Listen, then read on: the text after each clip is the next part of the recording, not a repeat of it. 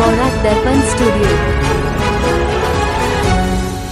নমস্কার সুধী দর্শকবৃন্দ, নিউজ বরাক দর্পণ স্টুডিও থেকে সবাইকে আবারও শুভেচ্ছা।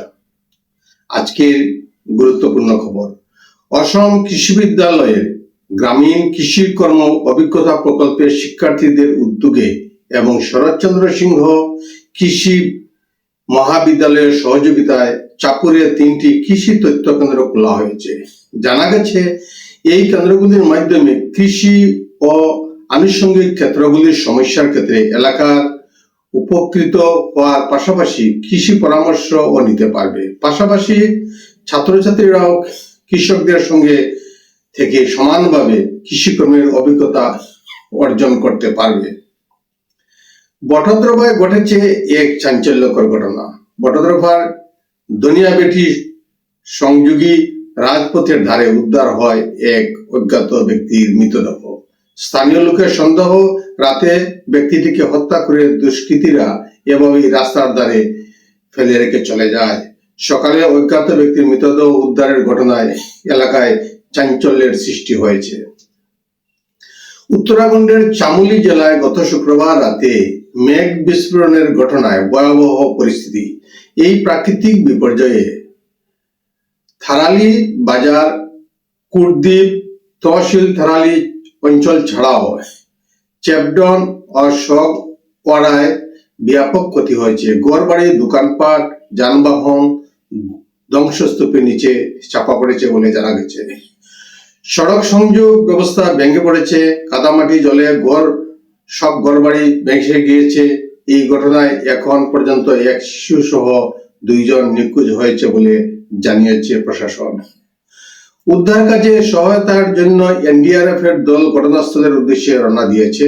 তাছাড়া স্থানীয় প্রশাসন ও স্থানীয় ব্যবস্থাপনা দল উদ্ধার কাজ শুরু করেছে।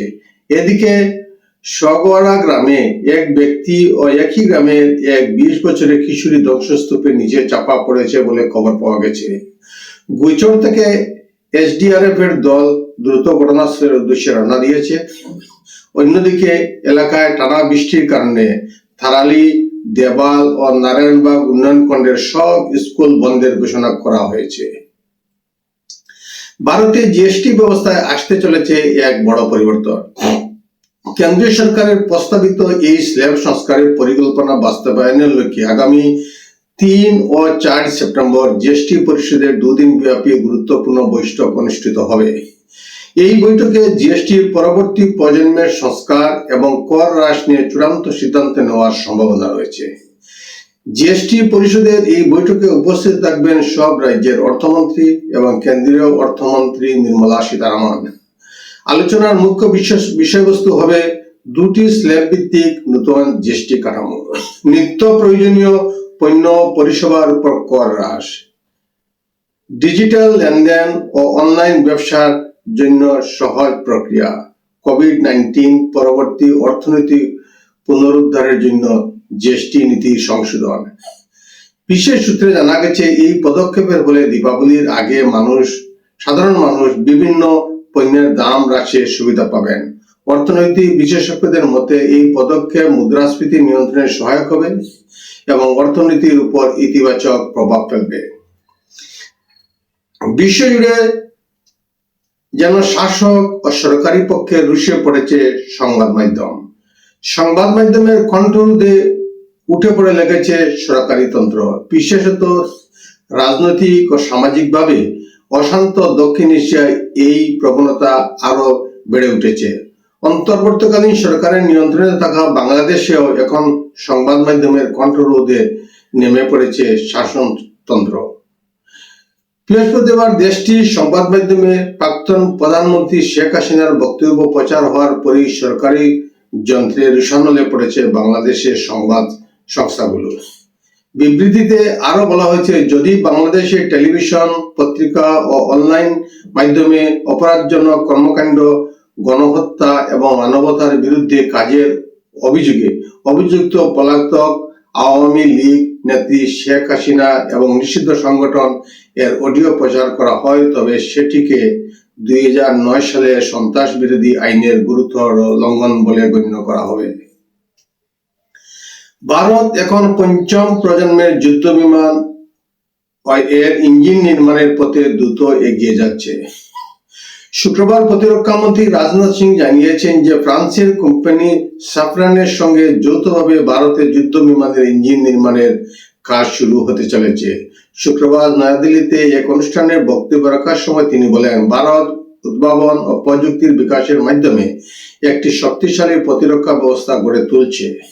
এর ফলে দেশীয় কোম্পানিগুলোর জন্য যথাযথ বৃদ্ধির পরিবেশ তৈরি হচ্ছে। রিজার্ভ ব্যাংক অফ ইন্ডিয়া শুক্রবার প্রকাশিত তথ্য অনুসারে 15 আগস্টের সপ্তাহ জুড়ে দেশে বৈদেশিক মুদ্রাভান্ডার $1.48 বিলিয়ন বৃদ্ধি পেয়ে $695.10 বিলিয়ন পৌঁছেছে। উল্লেখযোগ্য যে 2024 সালের সেপ্টেম্বর মাসের শেষে ভারতের বৈদেশিক মুদ্রাভান্ডার সর্বোচ্চ শিখর $704.885 বিলিয়ন পৌঁছেছিল। প্রতিরক্ষা মন্ত্রী রাজনাথ সিং শুক্রবার নয়াদিল্লির এক অনুষ্ঠানে অংশ নিয়ে বলেন যে চলতি অর্থ বছরে ভারতের প্রতিরক্ষা ক্রয় 2 লাখ কোটি টাকা অতিক্রম করবে এবং প্রতিরক্ষা বাজেটে 75% দেশীয় কোম্পানিগুলোর জন্য নির্ধারণ করা হয়েছে। এই পদক্ষেপ সরকারের আত্মনির্ভর প্রতিরক্ষা খাত গড়ে তোলার লক্ষ্যে একটি অংশ। Economic Times world leaders forum শীর্ষক বিষয়ে ভাষণ দিতে গিয়ে মন্ত্রী জানান যে বর্তমানে প্রতিরক্ষা বাজেট 6.21 লাখ কোটি টাকা এবং অপারেশন সিন্দুরের পর এটি আরো বৃদ্ধি পেয়েছে। আজকের প্রতিবেদনে এখানেই সংক্ষিপ্ত বিরতি টানছি। সবাইকে নমস্কার। নিউজ বরাক দর্পণ স্টুডিও।